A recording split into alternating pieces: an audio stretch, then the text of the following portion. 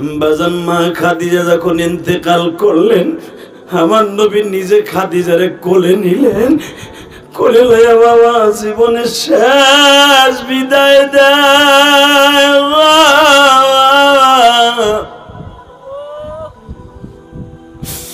আমার নবীর জামাটা খাদিজারে গায়ে দেয়াইলেন। বাবার নবীর চাদরটা দিয়ে এইভাবে কাফন বানাইলেন। আমার দিকে তাকাও রে ও ভাইরা, এইরকম একটা কাফন যখন বানায় দিছে অবাজান, মা খাদিজারে যখন মাকামে হুজুন, খাদিজার বাড়ির পিছনেই কিন্তু বাবা সেই জান্নাতুল মুআল্লা কবরস্থান। আমার নবীকে এইভাবে খাদিজা এইভাবে পায়ের কাছে মাথার কাছে বান্ধন দিয়ে যখন নবী কোলে করিয়া কবরস্থানে লয়ে যায়, আসমান কাঁদে, জমিন কাঁদে গো বাবা।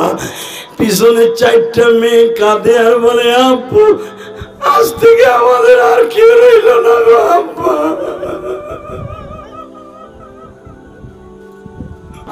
এ যুবক ভাইরা রে, শুধু আমি তোমাদের খেদমত আরজ করতে চাই, মা খাদিজাকে হুজুর এই জন্য ভালোবাসতেন, নবীর অনেক আদর করছেন বাবা। 2 নাম্বার কারণ, আমার নবী যখন কোরআন শরীফ নাজিল হবে, নবী নবুয়ত প্রাপ্তি হবেন, হীরা পর্বতে বাবা সেই 5,500 ফিট উপরে যাই আমার নবী কোরআন নাজিল হওয়ার আগে ধ্যানমগ্নে থাকতেন। এই মহিলাটা 3 বেলা নবীর জন্য ঠান্ডা পানি এবং গরমকালে ঠান্ডা পানি, ঠান্ডাকালে গরম পানি বাজান এবং পোশাক লইয়া নবীকে 3 বেলা খাবার লইয়া 5,500 ফিট উপরে উঠতো। আর 10 কেজি পানি পিঠের সাথে বাঁধিয়ে এই মহিলাটা ওই পাহাড়ে উঠতো। আমার নবী জিজ্ঞেস করছেন, খাদিজা রে খাদিজা, তুমি এত কাপড় চোপড় লইয়া আমার কাছে 3 বেলা খাবার নিয়ে আসো, তুমি আমার মধ্যে কি পেয়েছো? আমার নবী উত্তরে বলছেন, খাদিজা রে বলো তুমি কেন আমার জন্য 3 বেলা খাবার নিয়ে আসো? মা খাদিজা বলে, নবীজি আল্লাহ পাক আপনার এই পাহাড়ে ধ্যানমগ্নে থাকতে বলেছেন, আমার বিশ্বাস আপনি নবী হয়ে যাবেন গো। নবুয়ত প্রাপ্তির আগে আমি আপনারে জান দিয়ে যদি একটাবার ভালোবাসতে পারি গো নবী, আপনারে যদি জান দিয়ে একটা দিন ভালোবাসতে পারি, কিয়ামতের মাঠে আমার কষ্ট হবে না। 3 বেলা খাবার লইয়া মা খাদিজা ওই পাহাড়ে উঠতো। আজকে আমার নবীর কাছে বলে, নবী গো আমি যদি জীবনে একটাবার আপনারে খুশি করতে পারি, ওই খুশির আনন্দের চিত্র ওসিলায় আপনি আমারে আপনার গায়ের জামাটা দিবেন। আমি যখন মারা যাব গো নবী, আপনি নিজের হাতে আমারে কবরস্থ করবেন। বাজান মা খাদিজা যখন ইন্তেকাল করলেন, আমার নবী নিজে খাদিজারে কোলে নিলেন। কোলে লইয়া বাবা জীবনের শেষ বিদায় দেয়।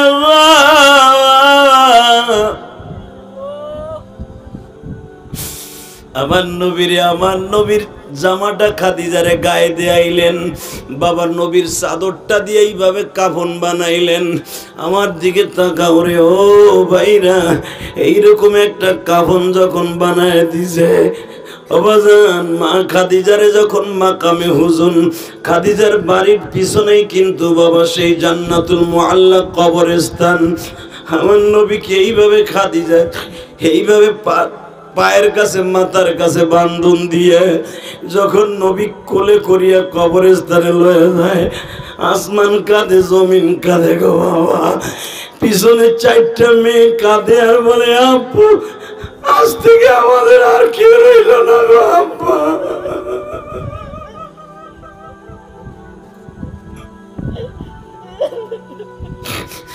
বাবা এই মক্কায় তুমি যখন মায়ের খেয়ে আসতা, তোমার চাচি তোমার পায়ের নিচে কাটা ভিজাই দিত। বাবা তুমি মায়ের কাছে আসতা, মা তোমার এই ক্ষত স্থানে জিহ্বা লাগায়া পরিষ্কার করে দিত গো বাবা। ও বাবা আজকে আমার মা তোমার আমাকে এতিম বানাইয়া কবরে চলে গেল। আমার নবী খাদিজার লাশটার এইভাবে কোলে লইয়া বাবা যাইতেছে গো বাজান, এখন শুধু 200টা পানি দিয়ে আল্লাহরে বুঝাইয়া খাও, আল্লাহ আমারও তোমার নাই গো মা। কত যুবক মা কয়া ডাকে, আমি ডাকতে পারি না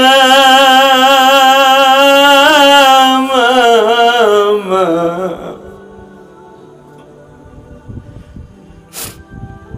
তোমার চোখের পানি পড়ার আগেই রব্বি কারীম তোমার মায়ের কবরস্তা মাফ করে দিবে গো বাবা। মা ফাতেমা কি বলে, আমার দিকে তাকান। ফাতেমা কাঁদে আর বলে, বাবা আমার মাকে জীবনের তরে শোয়া দিলেন, তখনও তো বাবা জানাজার সিস্টেম চালু হয় নাই। নবী আমার খাদিজার সাথে ওয়াদা ছিল, আমার কবরের সওয়াল জব শেষ হওয়ার আগে আপনি আমার কবরের কাছ থেকে সরবেন না। ও বাবা, দুনিয়ায় এমন কোন স্ত্রী আসেনি স্বামীর কাছ থেকেই দাবিটা করে যাইতে পারে গো বাবা। আমার মা বোনেরা যারা আমার ওয়াজ শুনছেন গো মা, এই ইলিয়াসুর রহমান জিহাদির বুকটা ফাড়িয়ে দেখো মা, তার মায়ের জন্য কত কষ্ট। যুবক, আমি তোমার মায়ের জন্য এখন দোয়া করব। যখন খাদিজারে কবরে এইভাবে শোয়া দিয়ে বাবা হেরেমের দিকে মুখটা ঘুরাইয়া দিলেন, ও বাবা জান্নাতুল মুআল্লা কবরস্থানের সিস্টেম হলো আলাদা।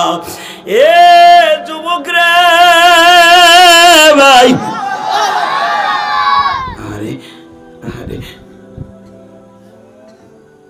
খাদিজারে শোয়া দিয়ে কবরের মাটিটারে হাতে নিয়ে বলে, কবরের মাটি রে, গতকালকে আমার খাদিজা আমারে কত আদর করছে।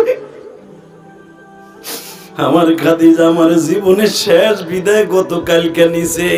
আমি কি জানতাম আমার খাদিজা ঠিকই আমারে ছাইরা যাবে। ও মালিক,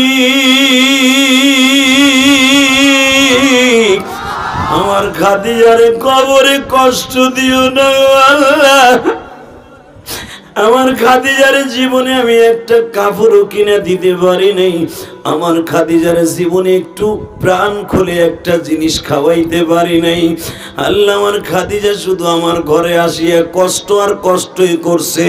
হালাকে খাদিজা কোটি কোটি বিলিয়ন কোটি টাকা দান করে দিছে।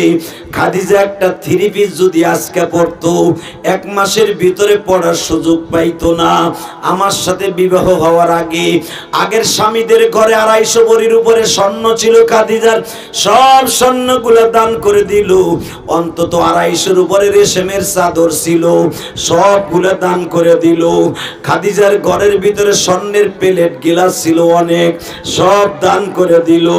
আমার খাদিজা একটা কাপড় 2 টুকরা করে পরতো। আমার ঘরে আসি আমার খাদিজা এত কষ্ট করলো। এই খাদিজারে তুমি কষ্ট দিও না গো মালিক।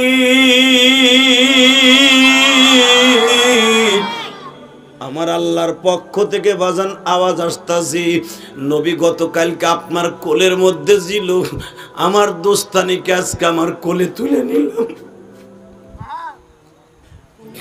আমার দোস্তানির কবরে কোনো কষ্ট হবে না গো দোস্ত, যান আপনি যান। বাজান, এই জন্য আমার নবী খাদিজারে এত ভালোবাসতেন। আমি আপনাদেরকে বলবো, মা খাদিজার মতো ভালোবাসা আমরা দিতে পারবো না। খাদিজার মতো নবীরে ভালোবাসা আমাদের বিবিরা দিতে পারবে না। অন্তত যতটুকু পারি দিয়া জন কবরে যাব ইনশাআল্লাহ।